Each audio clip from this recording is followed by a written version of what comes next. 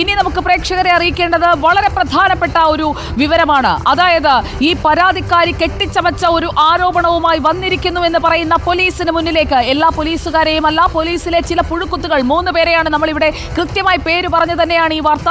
അതിൽ CI വിനോദ് ഉണ്ട്, DYSP VV ബെന്നിയുണ്ട്, Malappuram SP ആയിരുന്ന സുജിത് ദാസ് IPS ഉണ്ട്.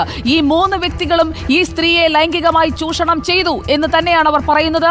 അതിന് ദൃക്സാക്ഷിയായ CI വിനോദ് ഈ പരാതിക്കാരിയുടെ വീട്ടിലേക്ക് കേസന്വേഷണത്തിന്റെ മറവിൽ എത്തിയപ്പോൾ എന്താണ് സംഭവിച്ചതെന്ന് പറയാൻ കഴിയുക ആ വീട്ടിൽ ഈ വീട്ടമ്മയ്ക്കൊപ്പമുണ്ടായിരുന്ന മറ്റൊരു സ്ത്രീക്കാണ്. അവരെയും ഞങ്ങൾ ബന്ധപ്പെട്ടു. അവർക്ക് പറയാനുള്ളത് എന്താണ് എന്നതാണ് നമ്മൾ ഇനി പ്രേക്ഷകരിലേക്ക് എത്തിക്കുന്നത്.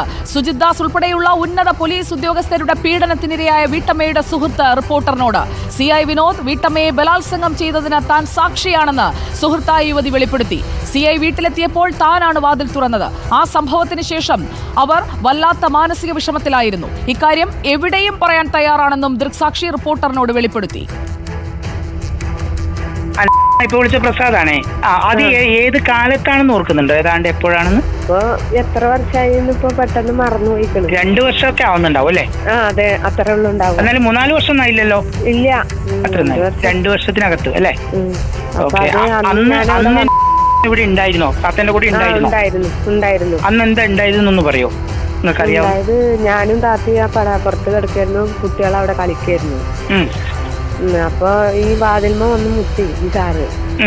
അപ്പൊ വാതിൽമ വന്ന് മുട്ടി നോക്കുമ്പോ ഈ സാറ് വാതിൽ ഞാൻ തന്നെ തുറന്നതും. അപ്പൊ ഞാൻ ചോദിച്ചു ഇത് ആരാന്ന് ചോദിച്ചപ്പോ താത്ത പറഞ്ഞു ഇത് CI സാറാണെന്ന് പറഞ്ഞു. അപ്പൊ കുറെ നേരം പടാപ്പുറത്ത് ഇരുന്നുകൊണ്ട് ഇങ്ങനെ സംസാരിച്ചതിന്റെ ഇടയ്ക്ക് ഇയാള് ഈ താത്താനും കുട്ടിയാണ് പോയി കഴിഞ്ഞപ്പോ ഞാനും കുട്ടികൾ അവിടെ കളിച്ചു. ഞാനവിടെ പടാപ്പുറത്ത് തന്നെ കിടന്നു കഴിഞ്ഞപ്പോ കുറെ കഴിഞ്ഞപ്പോ ഇവർ രണ്ടാളും എഴുന്നേറ്റ് വന്നു. പിന്നെ താത്താന്റെ മുഖമൊക്കെ ഇങ്ങനെ എന്തോ ഒരു വ്യത്യാസം തോന്നി. അപ്പൊ ഞാൻ താത്താട് ചോദിച്ചു, കുറെ നേരം ചോദിക്കാതിരുന്നു എന്താ ചോദിക്കാറ്റിട്ട്. അപ്പൊ ചോദിച്ചു ഇയാള് വാതിൽ തുറന്ന് പോയിട്ടാ. പിന്നെ അവിടെ നിന്നൊന്നുമില്ല, അങ്ങനെയാണ് പോയി. താത്താട് ഞാൻ ചോദിച്ചു എന്താ സംഭവം. CI. അപ്പൊ എന്നോട് പറഞ്ഞു ശരിയാണ്. ഞാൻ പറഞ്ഞു നിങ്ങളെന്താ സംഭവിച്ചത് അവിടെ? ഞാനും 2 കുട്ടികളും ഉമ്മ തന്നെയാണ്. 2 കുട്ടികളുണ്ടായത് എനിക്കറിയാം, പ്രസവിച്ചത് എനിക്കറിയാം. അതുകൊണ്ട് എന്താ അവിടെ നടക്കാന്നൊക്കെ അറിയാലോ, അതല്ലേന്ന് ചോദിച്ചു. അത്രയും ഞാൻ ചോദിച്ചു. പിന്നെ ഞാൻ പറഞ്ഞു ഞാൻ വീട്ടിൽ പോവുകയാണെന്നും പറഞ്ഞുകൊണ്ട് ഞാൻ വീട്ടിൽ പോന്നു. ഇതാണ് അവിടെ നടന്നത്. പിന്നെ എന്താ ഉണ്ടായെന്നൊക്കെ അറിയില്ല. പിന്നെ കേസ് കൊടുക്കല്ലേ ഇത് ഞങ്ങള്. ഞാൻ എവിടെ വന്നിട്ടോ സാക്ഷി പറയാൻ റെഡിയാണ്. അതായത് ഇവരുടെ പിന്നെ താല്പര്യം ഇല്ലാതെയാണ് അത് നടന്നത് അല്ലേ?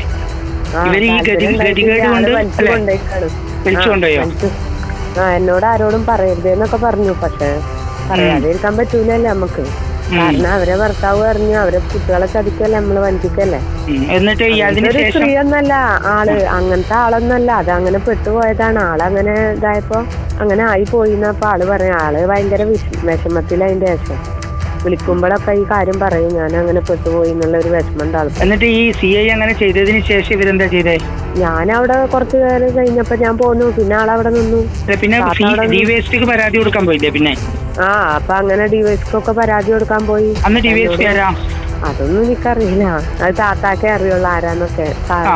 പരാതി കൊടുക്കാൻ പോയപ്പോ ഞങ്ങള് പരാതി കൊടുത്തു. അവിടുന്ന് കാര്യങ്ങളൊക്കെ എന്നോട് ചോദിച്ചു. ഞാൻ പറഞ്ഞു, ഫോണിൽ വിളിച്ചു, ഞാൻ ഫോണിൽ കൂടെ സംസാരിച്ചു. അതായത് നിങ്ങൾ മൊഴി എടുത്തു പോലീസ്? മൊഴി എടുത്തു, ഫോണിൽ കൂടി എടുത്തേക്കണ്, നേരിട്ട് എടുത്തേക്കണ്. അതൊക്കെ അങ്ങനെ ഡീലായി പോയി. പിന്നെ ഞാനിപ്പോ ഇന്നാണ് ഇത് ഓർത്തത്. ഞാൻ വിചാരിച്ചു ഈ കേസൊക്കെ തള്ളിപ്പോയിട്ടുണ്ടാവുന്നതാണ്. അത് കഴിഞ്ഞ് SP-ന്റെ അടുത്തും പോയി. എന്നിട്ട് അത് കഴിഞ്ഞ് ഈ DYSP ഉപദ്രവിച്ചു എന്ന് പറഞ്ഞു. ഇവിടെ ഉപദ്രവിക്കാൻ നോക്കിയിരുന്നു വീട്ടിൽ വന്നിട്ട്. അങ്ങനെ എന്തൊക്കെയാ പറയുന്നത് കേട്ടോ. അതിനുശേഷം പിന്നെ നിങ്ങൾ ഇങ്ങോട്ട് വന്നില്ല? ഞാൻ വന്നിട്ടുണ്ട്. പിന്നെ ഞാൻ പലപ്പോഴും വരലുണ്ട്. പിന്നെ ആൾക്കത് എന്റെ മുഖത്ത് നോക്കുമ്പോ ഒരു ചമ്മലാണ് ആൾക്ക്. ഈ DYSP ഉപദ്രവിക്കാൻ നോക്കിയാ പറഞ്ഞിരുന്നു? അങ്ങനെയൊക്കെ പറഞ്ഞിരുന്നു. ഈ ഒരു പെണ്ണിനോട് അങ്ങനെ ഉണ്ടാവരുത്. ഞാനും ഒരു സ്ത്രീ തന്നെയല്ല, ഒരു പെണ്ണ് തന്നെയാണ്. അപ്പൊ അത് പ്രായപൂർത്തി മാത്രം അങ്ങനെ ചെയ്യാൻ പറ്റൂല എന്നല്ല, എല്ലാരും ഇതിൽ തോന്നുന്നത് ഇവരുടെ ഗതികേട് അവര് ചൂഷണം ചെയ്യായിരുന്നു അല്ലേ? അതങ്ങനെ ആയിരുന്നു. ആ വീട് അങ്ങനെ ആക്കണം, ഈ സ്ത്രീനെ അങ്ങനെ ആക്കണം, ഒരു ഇല്ലായ്മ ആക്കണം അവളെ എന്നുള്ളൊരു ചിന്ത ആയിരുന്നു ആ സാർക്ക്. എന്തായാലും മഹാചാതിയായി പോയി ആളങ്ങനെ ചെയ്തത്. അതിനുശേഷം ഈ DYSPയും SP-യും ഉപദ്രവിച്ചത് പരാതിയായി പോയിട്ട് ഉപദ്രവിക്കാൻ നോക്കിയതൊക്കെ നിങ്ങളോട് പറഞ്ഞിരുന്നോ? എന്നോട് താത്ത അങ്ങനെ പറഞ്ഞിരുന്നു. അപ്പൊ ഞാൻ പറഞ്ഞു അത് കേസിന്റെ വിധിയാവട്ടെ, അപ്പൊ നമുക്ക് അവിടെ പറയാന്ന് പറഞ്ഞു. അപ്പൊ നിങ്ങൾ ഈ മൊഴി കൊടുത്തൊന്നും കേസ് ആയതേ ഇല്ല അല്ലേ? ഒന്നും ആയില്ല? കേസ് കൊടുത്തൊന്നും അത് അവര് വിധിയാക്കിയിട്ടൊന്നും ഇല്ലല്ലോ. ഉണ്ടെങ്കിൽ വിളിക്കണ്ടല്ലേ. പിന്നെ എപ്പോഴും നമ്മളിങ്ങനെ സ്റ്റേഷനിൽ ചെല്ലുമ്പോ നമുക്ക് അതൊരു ബുദ്ധിമുട്ടല്ലേ. അതെ.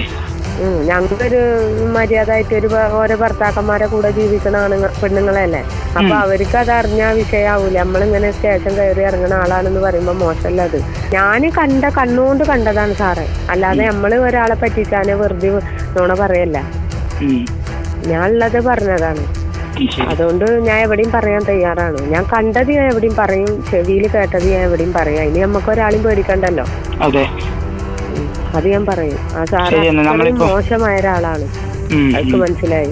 കാര്യം തെറ്റ് ചെയ്യാത്തവരാരും ഇല്ല ലോകത്ത് സാറേ. ഇത്രയും മോശമായിട്ട് തെറ്റ് ചെയ്യുന്ന സാർമാരെ ഞാൻ ആ സാറെ കണ്ണിൽ കണ്ടോളൂ. എനിക്കൊക്കെ സാർമാരൊക്കെ അത്രയും ഒരു ബഹുമാനം, അത്രയും ഒരു പേടിയായിരുന്നു. പക്ഷെ ഇത് കണ്ടിടത്തോളം നമ്മളാ ബഹുമാനം എല്ലാ സാർമാരും ഇങ്ങനെ ആയിരിക്കും ചിന്ത വന്നുപോയി.